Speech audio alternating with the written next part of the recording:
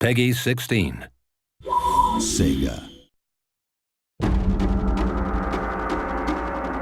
Hello and welcome to the Total War Shogun 2 multiplayer tutorial, part 1. I'm Kieran Brigden, the Studio Communications Manager for Creative Assembly. Today we're going to have a look at the new multiplayer system in Shogun 2. Here I'm creating my online avatar, Nature's Fury. I'm now choosing my Mon, or clan banner, which will be seen in all of my battles. And now selecting a colour for that banner so as I can be distinctive amongst all the other online gamers out there. You can see I've chosen a petal motif with a dark green. I'm also going to choose a starting region which affects the online campaign map we can see here.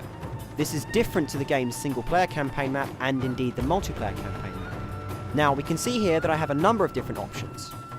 I have my avatar right there. I also have my navy. I can drag this into the surrounding regions, which I can invade, and should I win my subsequent battle, go ahead and unlock the bonus that gives me. The various bonuses, of course, include retainers that I can play at the beginning of battles, I can unlock new unit types, and various other attributes for my online avatar. I've chosen the Northern Province. I can now select to have a match-made battle, fight against an opponent of equal skill, or indeed I can enter into the battle list, which is the number of games running right now. I'm going to choose the battle list. Here you can see we have the battle lobby with a number of different players down on the bottom right hand corner. We're going to go ahead and host our own battle.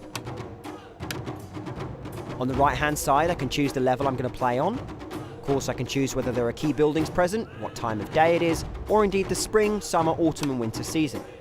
I can also crucially choose the number of funds that are available, limiting the army sizes that can be used in this match. Now we're hanging on a moment and you'll see there it is. One of my friends has just joined the game. We're having a little chat in the box below. Of course, talking about all the world issues and all the deep intellectual needs of the moment, such as hello, have fun. We're going to go ahead and choose our armies now. Now, of course, because I have a very early level avatar, I'm going to choose just from a number of small units. I have a couple of cavalry units to choose from, some spear infantry, some sword infantry, and some bow infantry. You'll see the others are locked with padlock symbols. They'll become unlocked as I successfully unlock them on the campaign map we saw earlier. So now I'm trying to stay within budget, much like all the governments of today's world, and actually spend my money wisely on a good unit mix and a balanced army. So I'm pretty much ready to go now, so's my opponent. We tick ready, and we're going to be moving into our online battle. So here we are on the battle map that I've chosen with the time of day and the seasons. You'll see there are a number of capturable buildings in the battle map itself. These can all be taken in real time and they apply bonuses across my entire army. The symbol above the building will give you an idea of what that bonus is. Some give you archery bonuses, others for melee combat, and some still will give other bonuses across the entire army. You should choose what you capture carefully. After an initial setup phase, we go ahead and engage. As the battle begins, I move my ranged units forward into a very good forward position and fire down upon the prone gunpowder units of my opponent. Although he has stronger weaponry, I have a better position. And, with a well-timed arrow volley, followed by a horse charge, I destroy his flank and roll up his low-level army.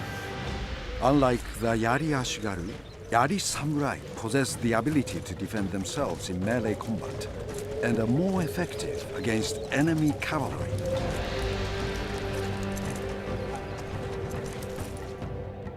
So having unlocked that new unit type, I've also gained myself a rank and a new veteran unit that I will name the Spitting Cobras, in line of course with my Nature's Fury tag.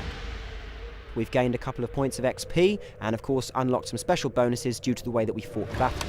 If we have a look at the unit statistics, we can see how many of my men killed how many of theirs, always important to know. And of course, we can go back to that online campaign map now and see that I've conquered the northern region, hence unlocking the unit we saw earlier.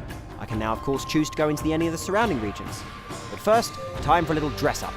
Here I can modify various different aspects of my avatar a little bit, but I'm going to spend some skills on the skill tree. The General is a persistent character that you own. We can unlock various different skills and abilities, all of them affecting different aspects of combat. Here I've chosen the Bow Mastery tree, enabling the bow and of course extra bow damage.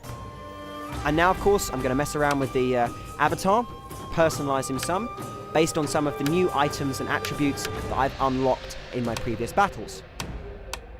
It's always important to have a spiffing hat as part of your attire, very much as it is the source of your general's power on the map. Of course, now you can see we're choosing a variety of different waistcoats, hats, and various different bits and pieces to personalise my general and the way he looks. I'm hyperventilating slightly because I've sped it up for you. We're also choosing a nice green shade to go with my Nature's Fury name, and again make sure that I look a little bit individual on the grand field battle. Aesthetics are very important, don't you know? And here we have just the first part of the multiplayer trailer. Join us next time for more information!